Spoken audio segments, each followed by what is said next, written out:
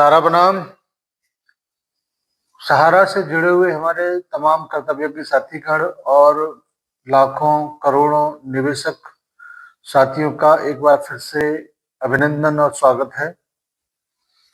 साथियों, सहारा सेबी का जो विवाद है जब से शुरू हुआ है तब से लेके अब तक कई चीफ जस्टिस आए और सब ने इस बात का दावा किया कि हम एक नए पैटर्न पर काम करेंगे, लेकिन जब वो रिटायर होते हैं उसके बाद तक वो वैसे ही पुराने ढर्रे पर ही काम करते रहे। ऐसे ही नए चीफ जस्टिस महोदय आदरणीय सूर्यकांत जी ने भी इस बात का दावा किया है कि मैं गरीबों के लिए रात को भी बैठ सकता हूं, लेकिन लगता नहीं कि कोई नया पैटर्न होगा। वही पुराना ही ढर्रा अभी तक चल रहा है। वैसे अभी ये कहना थोड़ा सा जल्दबाजी हो जाएगा, लेकिन फिर भी मैं जरूर इस बात को कहना चाहूंगा कि न्यायपालिका कृपया ध्यान दे, क्योंकि करोड़ों लोगों का जीवन सहारा के बंधन युक्त जो भी स्थिति है उससे ही जुड़ा हुआ है। जिस दिन बंधन मुक्त हो जाएंगे उस दिन शायद करोड़ों लोगों के जीवन को बचाया जा सकेगा। और इसका सीधा सीधा सा असर लाखों लोगों के जीवन यापन पर भी है, रोजगार पर भी है, और करोड़ों लोगों के निवेश किए हुए उस धन पर भी है जो आज बंधक है।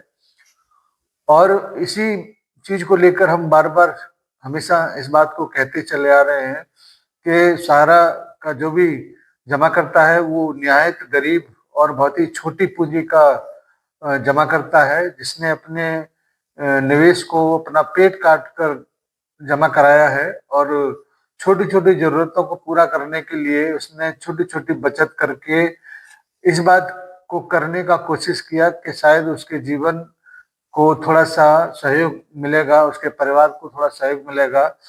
लेकिन ये सब कुछ करने के बाद जिस तरीके से राजनीतिक मामले में या कोर्ट के मामले में सहारा को उलझाया गया है वो बहुत ही दुख देने वाला है, क्योंकि करोड़ों निवेशकों के साथ लाखों कार्यकर्ताओं का जीवन बहुत ही बेहतरीन तरीके से चल रहा था।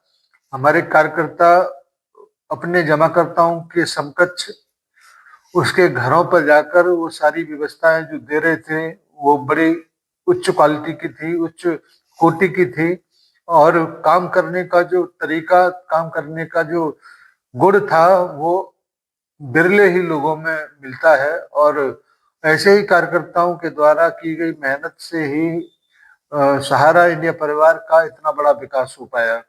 लेकिन नियत तो सहारा का बिल्कुल ठीक था, लेकिन कई सारे राजनेताओं ने इसको जिस प्रकार से घेर घेर कर पूरे मामले को उलझाया है वो निंदा करने योग्य है। लेकिन न्यायपालिका के द्वारा भी जिस प्रकार से इसमें उदासीनता बरती गई है, जो कि वर्षों दशकों का एक पैटर्न न्यायपालिका कर रहा है, उसी पैटर्न पर ही सहारा जैसे संवेदनशील मामले को भी रखा। कोई फास्ट ट्रैक अगर कोर्ट होता तो ये मामला कब का निपट गया होता, लेकिन ऐसा नहीं हो पाया। अब सबसे अंतिम एक तरीके से कह सकते हैं एक आशा, अभी जो भी सुनवाई आने वाले 15 दिन के अंदर होगा उसी के ऊपर डिपेंड करता है। और उसमें क्या उम्मीदें सुप्रीम कोर्ट देगा लाखों कार्यकर्ताओं को, लाख करोड़ों निवेशकों को, ये देखने वाली बात होगी। लेकिन इस बात का जरूर दुख है कि सहारा जैसे संवेदनशील मामले को बहुत ही लापरवाही से सरकार के द्वारा भी इसका ट्रीटमेंट किया गया और सर्वोच्च न्यायालय के द्वारा भी इसको गंभीरता से नहीं सुना गया या देखा गया कि कितने लोग इससे प्रभावित हैं, कितने लोग इसकी वजह से परलोक चले गए हैं, कितने लोग इस वक्त भी जिंदगी और मौत की बीच जूझ रहे हैं। ये सब कुछ इन्हीं व्यवस्थाओं के माध्यम से लोगों को देखना पड़ रहा है।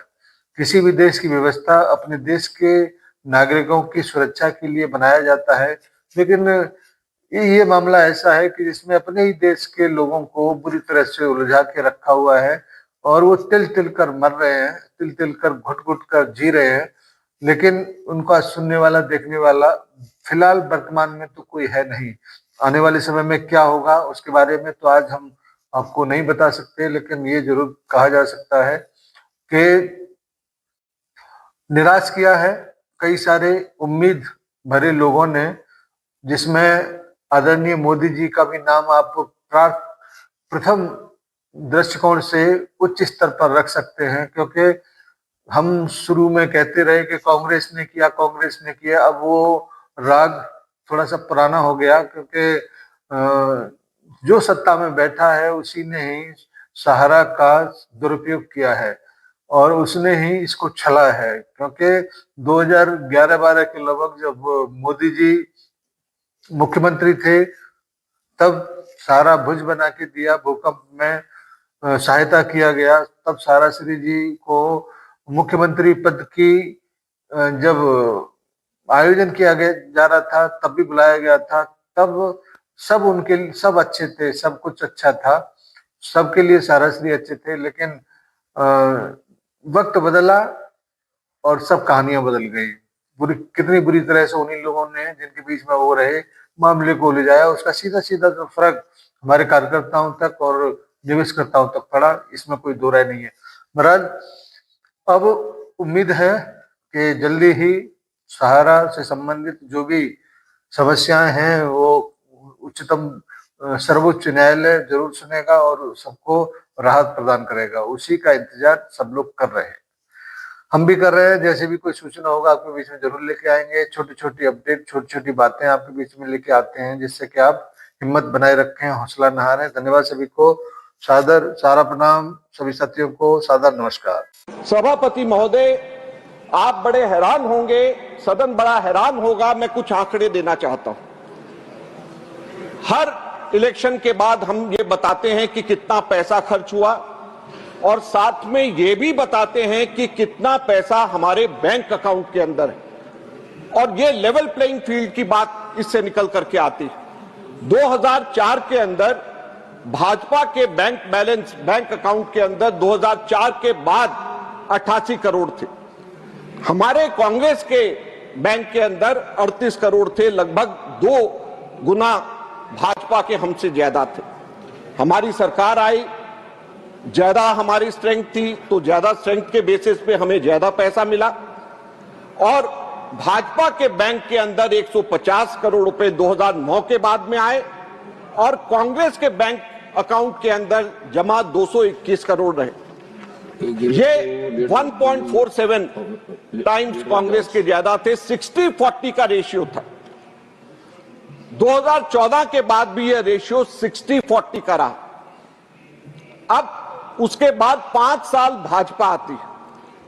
2014 में भाजपा के बैंक अकाउंट में 295 करोड़ रुपए थे। 2019 में 295 से ये जंप करके कितना हो गया? 3,562 करोड़ रुपए केवल 5 वर्षों के अंदर। और साथ साथ में कितने गुना कांग्रेस से ये आगे हुआ? 11 गुना कांग्रेस से ज्यादा हुआ। कांग्रेस के 315 करोड़ रुपया कांग्रेस के अकाउंट में था। रेशियो क्या था? 60-40 से कम होकर के ये रेशियो बन गया 90-8 का। उसके बाद में 2024 आता है और चौंकाने वाली फिगर, सभापति महोदय, 3,562 करोड़ से बढ़कर के भाजपा के खातों में कितने पैसे भाजपा के अकाउंट में है? 10,107 करोड़ रुपया। 10,107 करोड़ रुपया। और कांग्रेस के 133 करोड़ रुपया। 75 गुना भाजपा के पास में कांग्रेस से ज्यादा पैसे बैंक अकाउंट के अंदर है। तो किस तरीके से लेवल प्लेइंग फील्ड है, किस तरीके से विपक्ष जो है सत्ताधारी पार्टी का मुकाबला करेगी? और रेशियो क्या है? 99:1 का रेशियो।